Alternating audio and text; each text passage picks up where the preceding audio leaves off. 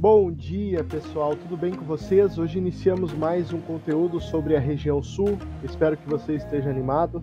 A gente vai começar a trabalhar a nossa região hoje, a região que nós vivemos, e é uma região bem fácil de entender, porque afinal de contas nós somos daqui, certo?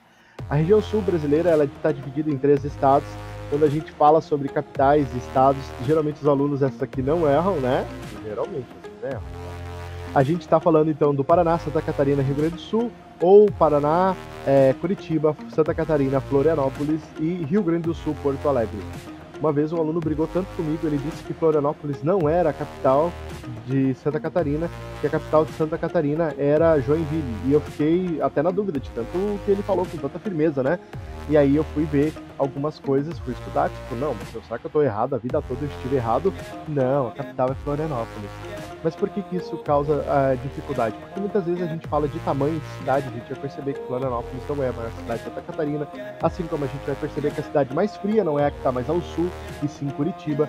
Tem algumas características que são bem legais quando a gente começa a estudar a região sul, e aí a gente começa a entender o porquê que muitas vezes a gente comete alguns errinhos na hora de falar dessa região que, por mais que a gente conheça, por mais que seja a região que a gente vive, muitas vezes acaba causando algumas dificuldades.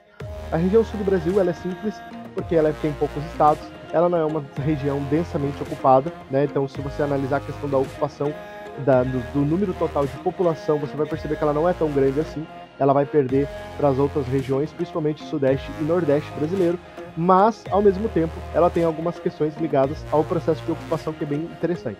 Quando a gente fala em ocupação e imigração, a gente está falando de duas coisas diferentes, certo?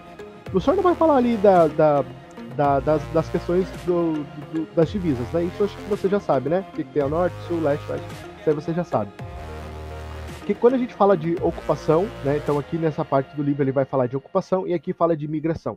São as mesmas coisas? Não, certo? Por que não são? Porque ocupação tem a ver com o povo que estava aqui no período pré-chegada do imigrante, certo? Pré-período de colonização sistêmica. Quando a gente fala na colonização sistêmica, nós estamos falando que houve um processo de colonização pensado, houve uma estratégia de ocupação do território. Aí a gente dá o nome de imigração, certo? Mas antes dessa chegada estratégica de alguns grupos de imigrantes, como você vai ver ao longo dessa aula, a ocupação da região sul, então está aqui a ocupação da região sul, se dava principalmente pelas missões jesuíticas, pelos próprios povos indígenas que já viviam nessa região. Então a gente vai ver ali o povo Guarani, né, como um dos principais aqui do nosso espectro cultural aqui gaúcho, né, da região sul do nosso país, e também a chegada dos açorianos, os imigrantes açorianos que chegaram através ali, principalmente da região de Viamão, certo? Então, quando a gente fala da ocupação do território, a gente fala no período de, vamos dizer assim, descobrimento e de quem estava antes aqui. Quando a gente for falar da imigração, então aqui, ó, processo de imigração, aí começa a surgir aqueles povos que dão origem aos inúmeros sobrenomes que a gente usa hoje. Além, claro, dos escravos, que não é uma realidade tão grande quanto a gente vai ver no Nordeste, mas é presente, tá? A cultura afro-brasileira também se faz presente, a cultura africana se faz presente aqui na região sul, principalmente em algumas regiões do estado do Rio Grande do Sul, com a produção do charque, certo? Então, nós temos, sim, uma rica contribuição africana no processo de formação cultural da região sul. É lógico que não é tão grande como a região Nordeste ou mesmo a região Sudeste, mas eles contribuíram e muito. O que nós vamos ter de imigração aqui que se diferencia de outras regiões é a chegada dos alemães e dos italianos, com muito forte esses dois grupos. Afinal de contas, a primeira colonização alemã aqui do Brasil é na região sul, é na região de São Leopoldo, com 1924 chega os alemães já, certo? E também dos italianos que vêm para a região da Serra, né? Vão ocupar a região mais alta do nosso estado aqui, a região que fica mais próximo ali a Caxias do Sul hoje, né? Por isso que tu vê os alemães lá no vale e os italianos lá no norte, certo? Além disso, poloneses, eslavos, russos, austríacos e também espanhóis. Além desses grupos, antes da gente continuar, os espanhóis eles chegam aqui principalmente porque nós não éramos do território português. Vocês lembram, né, daquela parte lá da história que os espanhóis e os portugueses dividiram o mundo entre dois territórios, uma parte ficou para a Espanha, outra para Portugal, e aí, lembra daquela história? Lembra, né? Professora de história já deve ter passado para vocês. Vale a gente destacar que a nossa região aqui, a região do Rio Grande do Sul, especialmente, ela era toda espanhola, tá? E tem uma parte aqui do Rio Grande do Sul que ainda conserva, né, essa cultura espanhola muito viva, que é a parte das missões. Já viu uma pessoa missioneira falando, o gaúcho lá da fronteira falando, como ele fala, puxando os espanhol, assim? Já viu? Já viu ele falando? Eu não sei como ele fala espanhol. Mas o pessoal lá na fronteira, ele tem muitos termos espanhóis, né? Fala o portunhol, né? Fala aquela coisa assim meio português, meio espanhol, justamente porque nessa região, aqui ó, do mapa aqui ó, tá vendo aqui, certo? Tem uma colonização muito forte de espanhóis. Além disso, vai chegar também aqui no Brasil, na região sul, açorianos, como o senhor falou, né? Mas também japoneses, judeus e libaneses. Então nós temos uma cultura bem diversificada. E isso é que dá a beleza, né? Do nosso estado, da nossa região e do nosso próprio país. A gente vai ter uma concentração, uma miscigenação muito grande de pessoas dentro de um mesmo espaço geográfico, criando uma interação social bem legal, bem grande, né? E fazendo com que surja inúmeros territórios com diversificação cultural, certo? É lógico, por exemplo, que a colonização japonesa ela não é tão expressiva quanto a colonização alemã aqui no Rio Grande do Sul, mas no Paraná é o contrário. A colonização alemã é menos expressiva do que a colonização japonesa. Mas a gente tem esse aspecto bem marcado, assim, bem diversificado dentro da cultura brasileira, essa diversificação social bem grande. E isso é muito legal. Na região do Rio Grande do Sul, então a gente vale destacar, então o senhor está puxando aqui o assado para o nosso estado, porque, né, nós temos que entender bem isso. Vale destacar as três principais, certo? Alemães, italianos e açorianos. Quando o senhor fala principais, é por causa do número de imigrantes que vêm para cá. É muito grande o número de alemães que vêm para a região sul, tá? E eles vêm para a região sul principalmente para controlar o território a partir da divisão que é feita do Tratado de Madrid.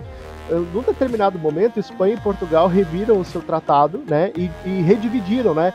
E aí a região sul passou a ser território português. Quando isso aconteceu, querido, aconteceu a necessidade dos portugueses garantirem a terra.